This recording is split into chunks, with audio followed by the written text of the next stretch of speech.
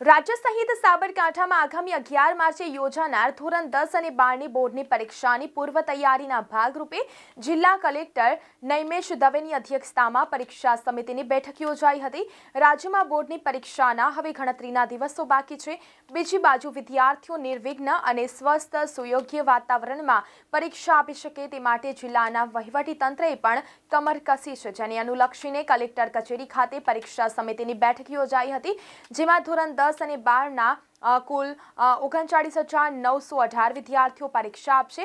ધોરણ 10ની પરીક્ષા હિંમતનગર અને ઈડર 2 ઝોનમાં યોજાશે, તેમજ ધોરણ 12ની બોર્ડની પરીક્ષા હિંમતનગર ઝોનમાં, ધોરણ 10ની બોર્ડની પરીક્ષા કુલ 38 કેન્દ્રો અને 82 સ્થળે યોજાશે, તેમજ 869 બ્લોકમાં કુલ 24,268 વિદ્યાર્થીઓ પરીક્ષા આપશે, જેમાં હિંમતનગર ઝોનમાં કુલ 17 કેન્દ્રોની 40 બિલ્ડિંગમાં પરીક્ષા યોજાશે, તેમજ 426 બ્લોકમાં કુલ 11,890 વિદ્યાર્થીઓ પરીક્ષા આપશે, તેમજ ઈડર ઝોનમાં 21 કેન્દ્રોની 42 બિલ્ડિંગમાં કુલ 12,378 વિદ્યાર્થીઓ પરીક્ષા આપશે।